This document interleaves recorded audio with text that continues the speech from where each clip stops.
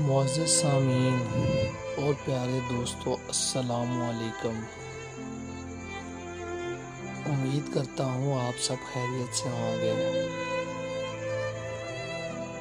دوستو، پرانے وقتوں کی بات ہے کہ ایک گاؤں میں ایک شخص رہتا تھا جو تجارت کے لیے مختلف بڑے شہروں میں جایا کرتا تھا۔ اس سال بھی اس نے تجارت کے لیے ایک شہر جانے کا فیصلہ کیا اور اپنا سامان تیار کر کے سفر کے لیے روانہ ہو گیا۔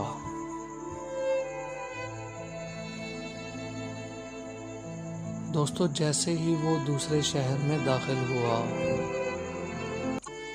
اور بازار میں پہنچا، ابھی اس نے تجارت کے لیے سامان باہر نہیں نکالا تھا کہ بازار میں ایک گھر کے باہر بہت ہی زیادہ رش دیکھی۔ جیسے ہی وہ اس ہجوم کے پاس گیا تو جا کے دیکھتا ہے کہ سامنے ایک گھر ہے اور اس کا دروازہ کھلا ہوا ہے، اور گھر کے اندر دیکھنا شروع کیا تو دیکھتا ہے کہ ایک عورت مصلے پہ بیٹھی ہوئی ہے اور بہت رو رہی ہے۔ اس کے ارد گرد بہت ساری کنیزیں کھڑی تھی اور گھر بھی بہت عالیشان لگ رہا تھا، اور یہ سارے لوگ جو باہر جمع تھے اس سے سامان تجارت کے لیے لے کر جاتے تھے، اور اس کے گھر بہت ہی زیادہ تجارت کا سامان پڑا تھا۔ گویا ایسے لگ رہا تھا کہ وہ کافی امیر خاتون ہے۔ اور دوستو، اس کو اللہ نے 6-7 بیٹے بھی دیے ہوئے تھے، لیکن وہ تھی کہ ایسے پریشان اور رو رہی تھی جیسے کہ اسے ان نعمتوں کا احساس ہی نہیں۔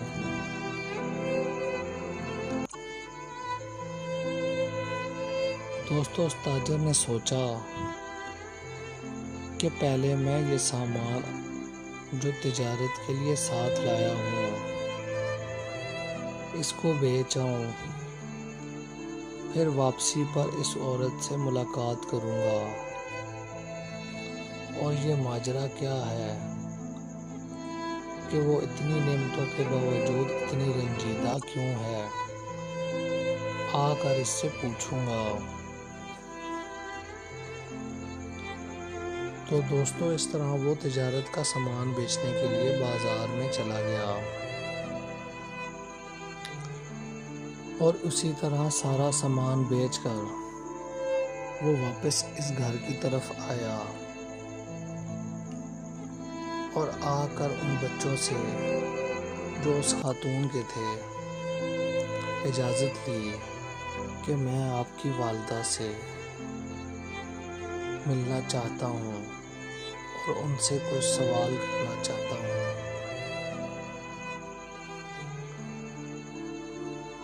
اس کے اولاد نے اس کو اجازت دے دی کہ آپ ہماری والدہ سے مل لیں۔ تو دوستو، جیسے ہی وہ اس خاتون سے ملا تو اس کی ہمت نہیں ہو رہی تھی کہ وہ اس طرح کا کوئی سوال پوچھے۔ گویا وہ پاس گیا اور اپنے بارے میں بتانے لگا کہ میں فلاں شہر سے آیا ہوں اور اپنی تجارت کا سامان بیچنے۔ اس پر اس عورت نے کہا کہ جب بھی تم یہاں آؤ تو ہماری طرف ضرور آیا کرو اور کھانا بھی کھایا کرو۔ اس تاجر کی ہمت نہیں ہو رہی تھی کہ وہ سوال کرتا، اور اس نے اس خاتون سے اجازت لی اور اپنے دل میں ہی دل میں کہتا ہوا واپس چلا گیا کہ اگلی بار جب بھی اس سے ملنے آؤں گا تو ضرور یہ سوال پوچھوں گا۔ اور وہ گاؤں پہنچ آیا۔ دوستوں، اتفاق سے کچھ عرصے کے بعد اس کو دوبارہ تجارت کی غرض سے اسی شہر کو جانا پڑا۔ اب وہ جیسے ہی اس شہر میں داخل ہوا اور اسی بازار میں پہنچا تو کیا دیکھتا ہے کہ اس گھر کو کنڈی لگی ہوئی ہے اور اس گھر کے باہر کوئی بھی رش نہیں ہے۔ تو وہ حیران ہو گیا کہ آخر ماجرا کیا ہے۔ اس نے اپنی تجارت کا سامان بیچا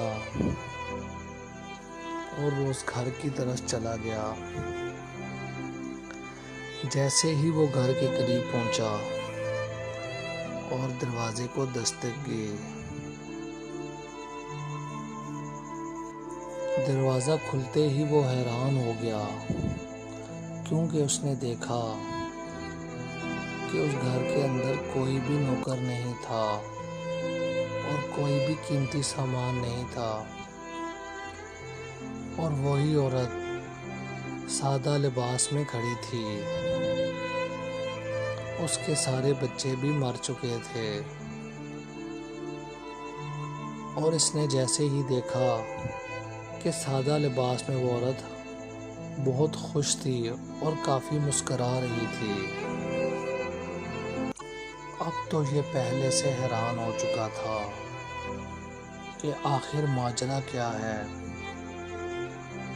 اب تو میں اس عورت سے ضرور پوچھوں گا،